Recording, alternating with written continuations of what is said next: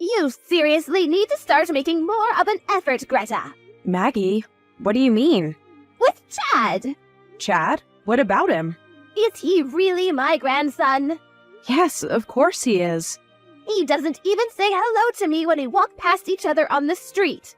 Not only that, but he won't even look at me. How on earth are you raising that boy for his manners to be this bad? Huh? But when I go out on walks with Chad, he always says hi to the neighbors. He's usually so polite. I'm sorry. Well, you know what? I don't need him. What value is a boy who's all smiles when it comes to a bunch of neighborhood strangers, but can't even say hi to his own grandmother? You may as well have him adopted if this is how he's going to act. Please start taking my reputation into consideration from now on. Do you have any idea how embarrassing it would be if any of the neighbors saw my own grandson ignoring me?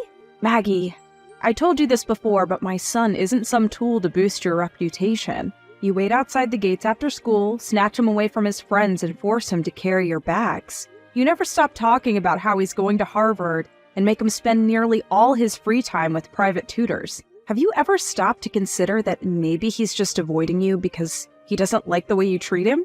I've never heard such cheek. How dare you speak to your mother-in-law like that? Believe me, I want him to like his grandma too.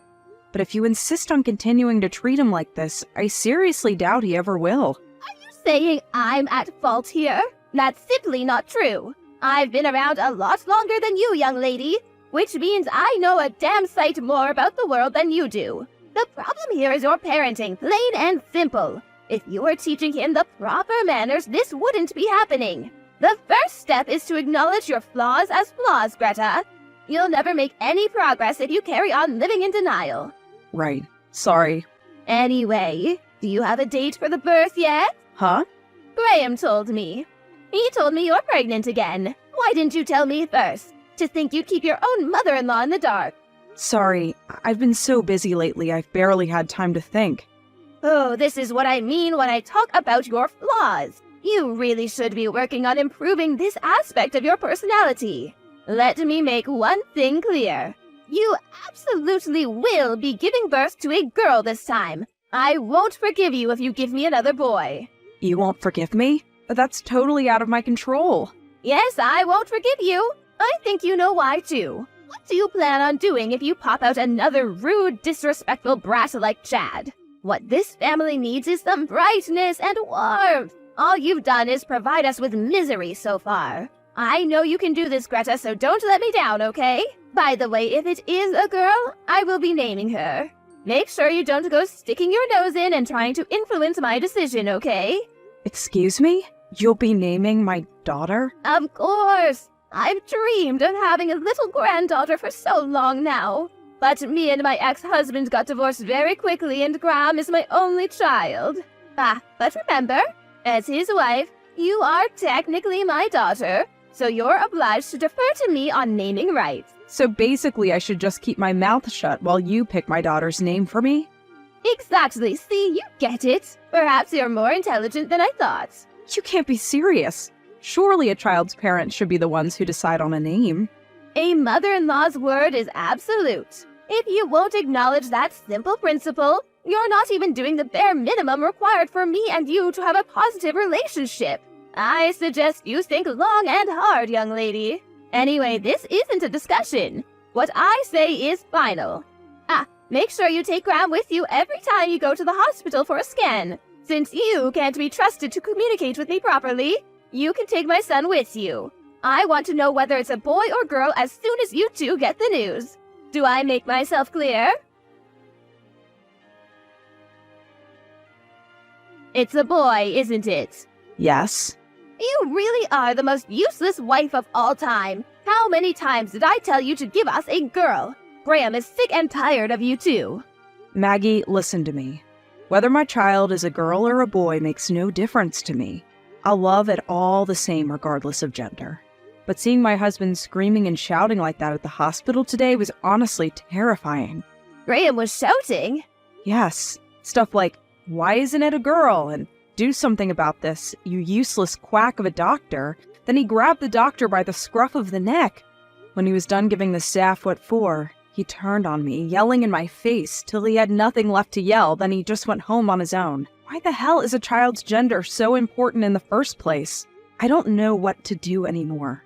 Graham's supposed to be the one I can rely on the most in the world, but I feel like I barely recognize him anymore. Please, will you talk to him for me? Not a chance. Huh? Oh, what do you mean, huh? As far as I'm concerned, Graham did nothing wrong. We've been telling you we want to have a daughter since forever. And what did you go and do in spite of that? We also made it very clear to the doctor from day one. Not just that, but I've been phoning him every day ever since just to make sure he got the message. You did what? You phoned the hospital every single day? Of course I did. The incompetence astounds me. To think we went out of our way to make sure both of you had ample warning and still managed to fail in your duties. You should be ashamed of yourselves. He's a hack, and he deserves to have his license revoked. Isn't it only natural that someone so bad at their job should be yelled at? My son did nothing wrong. Hospitals are ultimately businesses after all. Why the hell do they exist in the first place if not to meet customers' needs? Wow, I'm in total disbelief here. The gender of the baby was nothing to do with the doctor. Do you really think he has any influence over that? Medical technology is very advanced these days. Advanced, I tell you. There must have been something he could have done. I advise you to stop giving unsolicited opinions on matters you don't understand. But wow, Greta, seriously, another boy? Oh, Lord, give me strength. At least tell me you're having him aborted. My God, what's wrong with you? I'd never do that. Fine, then we have no choice. You forced my hand. The boy will be having a sex change. Huh? Oh, you hear about it all the time. People who identify as females despite being born in male bodies. They have operations to turn them into girls so the exterior matches how they feel inside. To it that he has the operation as soon as he's born. If money's a problem, I'll cover it, so don't worry about that. Well, what do you think? Greta, are you there? Are you reading my messages? Sorry, I had the sudden urge to throw up. Oh, come on, you're such a whiner. It's only a bit of morning sickness. You've done this before, surely you should be used to it by now. No, it wasn't morning sickness that made me feel like vomiting. It was you. You're absolutely disgusting. Excuse me? No one in their right mind would seriously think it's a good idea to make a newborn baby have a sex change operation. First of all, you're only saying that for your own selfish reasons. You literally have no regard for what he himself might want. It's genuinely sickening. Oh, get off your high horse, you stupid bimbo. I wish my son never met you. If you think you're going to get away with speaking to me like this, you've got another thing coming. I have some tricks up my sleeve, you know. You'd be a fool to underestimate me. Do whatever you want. I don't want to have anything to do with any of it. Rita, is everything okay? Hey, Mom, what do you mean? Did something happen? Your stuff's here. Huh? Did something happen? Your personal belongings just arrived at my house. I assumed it was you who sent them. What? What? You mean it wasn't? You didn't know anything about this. No, it's the first I've heard of it. I'm at work today. When you say my personal belongings, what exactly do you mean? A moving company showed up with about 10 cardboard boxes full of your stuff. They're labeled stuff like clothing, furniture, accessories, you know, everyday items. What the? Don't you have any idea who could have done this? Couldn't be. Wait, how are things between you and Graham? Are you two getting along? Mom, can I come stay with you at your place today? I have the next 2 days off work. Of course. That's fine, darling. If you want to talk about something, I'm here, okay? Greta, did your belongings arrive at your mother's house yet? I knew it. It was you. Aren't I just the worst? But really, what did you expect? Graham's got my back on this one. He agreed it was the right thing to do. The divorce papers should be arriving by post tomorrow, so make sure you get them signed and submitted ASAP. Divorce? That's something for me and my husband to decide in private. We haven't even discussed it yet. Surely you can't be serious. Graham's the one who asked me to send them to you in the first place. Don't shoot the messenger. He said he had nothing to say to you, so he asked me to tell you instead. I see. And where do you propose the kids fit into all this? Did you think about that? The kids? Oh, those useless brats. What good are they to us? You can have them. You can raise brat number 2 by yourself as well. My son will be paying the bare minimum he's required to in child support, so don't worry about money. See. Fine. I'll sign the divorce papers immediately and hand them in tomorrow. Well, would you look at that? Look how she changes her tune the moment money is mentioned. Oh, you're so transparent. It looks like you are only getting your grubby mitts on my son's money all this time. Don't make me laugh. I don't want your money. My dad sat next to me right now and he saw all your messages. He told me to cut both of you out of my life immediately. And you know what? I think that's a great idea. So that's what I'm gonna do. He told me he'll be looking out for me financially from now on. Your dad? He was involved in real estate, right? I remember Graham telling me something about him owning a lot of property on the West Coast. He also told me about how, in spite of that, he hasn't helped the two of you out financially even once since you got together. That's because he wanted us to know the hardships of earning money and learn to get by on our own merits. He thought we'd never learn anything if we had everything handed to us on a plate. And I agree, don't get me wrong, things were difficult at times, but I feel like I'm a wiser person for it. Anyway, now I'm bringing in a little money on my own too. With a little financial support from my dad, I'll be absolutely fine if I never received another cent from either of you, and that's what I intend to do. Have it your way. Look at the way you speak about us. Anyone would think me and my son had done something wrong. But there's where you're mistaken. The only one in the wrong here is you. You, the worthless wife who couldn't produce a girl. You had one job. Tell me, Maggie, why are you so obsessed with the gender of your grandchildren? Isn't it obvious? If it's a girl, we could have her take all kinds of lessons from a young age. Singing, dancing, piano, acting. We could raise her into the ultimate superstar actress. Then one day, when she makes it onto the big screen and she's a household name in America, she can buy me a big, luxurious mansion by way of thanks. I saw a similar story on the news just recently, in fact. With Graham's good looks and my high intelligence, she'd have beauty and brains in ample supply. I really think she'd have what it takes to go the distance. But no, those hopes and dreams were dashed against the rocks by this abject failure of a wife. I've had enough.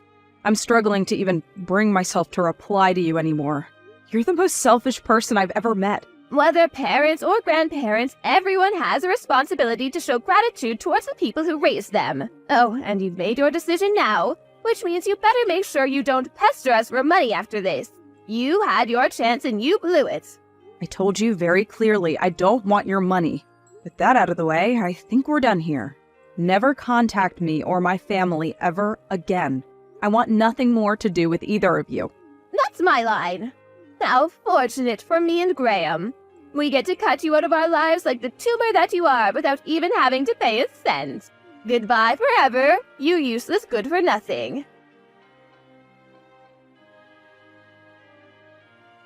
Edith, my, oh my, it's been a while. How have you been? Oh, it's me, Maggie. You know, the exceptionally kind woman who allowed your tragically useless daughter into her family for a little while. I see. My daughter told me you'd never be contacting me again, so I didn't know who it was. Well, you see, that was my intention, but changed. I messaged you because there's something I urgently need to talk to Greta about. I couldn't get through to her number, so I messaged you instead. I see. What is it then? Why do you want to talk to my daughter? Well, you see, here's the thing. Graham got married last year. Oh, he did? That's amazing news. Congratulations. No, it's not amazing news at all. Excuse me?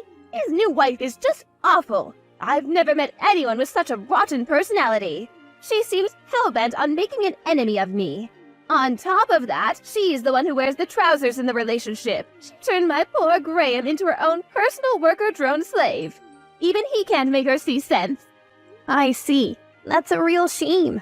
But wait, that's not even the half of it. The most unbelievable thing is that apparently he can't even have kids. Oh, really? Well, there are all sorts of couples around these days. I suppose that's just the modern age for you.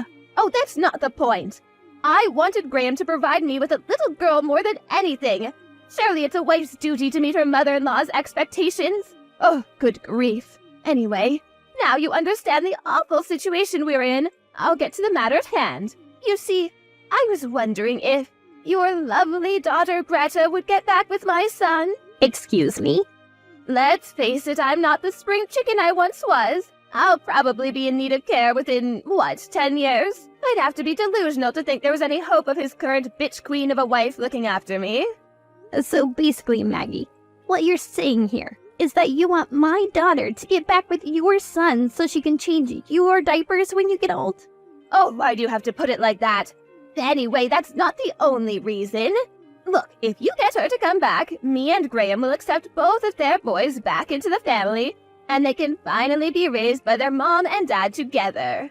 We're even willing to overlook the unfortunate fact of their genders. How does that sound? I don't even need to bother my daughter with this nonsense. The answer is obviously a big fat no. What? Besides, you just told me he's married. What about his current wife? Well, naturally, I'll be having him divorce her. A woman like that is simply not suitable to be part of our family. Lucky girl. I wouldn't wish the misfortune of being part of your family on my worst enemy. What's that supposed to mean? But really, if anything, you're the ones who aren't suitable for my daughter. Greta won't be having anything to do with either of you again, just like she's already told you very clearly. So that's how you're going to act, is it? I see the apple didn't fall far from the tree. You're just as bad as her. Your manners are abominable. You're so arrogant. It's about time someone knocked you down a peg. Fine, have it your way. I'm never contacting you again. And don't think I'm bluffing this time, I mean it. Wow, really? Thank you so much. Oh, what good is a wife who can only produce boys anyway? Good riddance. Oh yeah, one last thing before you go. It's about the baby. Her name's Angelica. WTF? Like Greta came up with it all by herself. You know, because that's what parents do. Isn't it just beautiful? Wait, what? Just wait, can you confirm something for me? Sure. You're talking about the baby that was born just after the divorce, aren't you? That was a boy, wasn't it? Nope, girl. What? Oh no, don't tell me you didn't know. Obviously I didn't know. The doctor himself told me it was a boy. Ah, of course. So get this. It turns out the image on the ultrasound at her first checkup was blurry, which means the doctor got it wrong. He realized his mistake after the third scan. My beautiful granddaughter. She's the biggest bundle of joy you could ever lay eyes on. Chad and her grandpa absolutely dote on her. I don't believe it. That kind of thing actually happened? You're lying. You do realize I can find out whether what you're saying is true very easily, don't you? Just come clean. Let me just stop you there, sweetie. You are absolutely not, under any circumstances, welcome at our house. Okay? I could send you a photo to prove I'm not lying. But actually, you know what? Why do I even need to prove anything to you? You mean nothing to me or my daughter, and really you shouldn't even be speaking to me right now. I'd feel bad for little Angelica to have someone like you even seeing a photo of her, so I'm gonna pass on that one. Don't mess me around, Edith. Is she a girl or not? Yep. Anyways, if you'll excuse me, I have to go and pick the kids up from school. Wait! Edith, please. Excuse me? I'm being bullied by my new daughter-in-law on a daily basis. I've taken to the bottle. I barely eat or sleep. Please. My son's no use either. She's got him wrapped around her little finger. I think they may actually end up kicking me out of the house at this rate. Oh, no. So please, Edith, won't you and Greta welcome me into your family? You can't be serious. I mean, it's hardly fair to make me a pariah, isn't it? Little Brad and Angelica are my grandchildren after all. Let me live with them. You wouldn't deprive them of their grandmother, would you? Maggie, your grandson's name is Chad. Anyway, you must be joking me, right? This is all a joke, isn't it?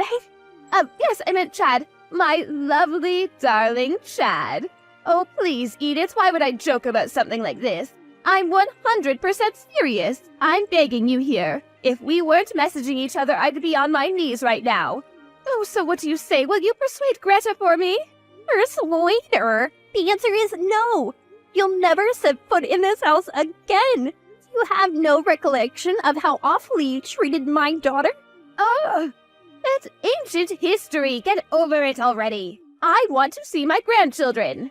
You're the one who wanted nothing to do with them in the first place. You have no right to be part of their lives anymore. Oh, you stubborn old hag. Who do you think you are?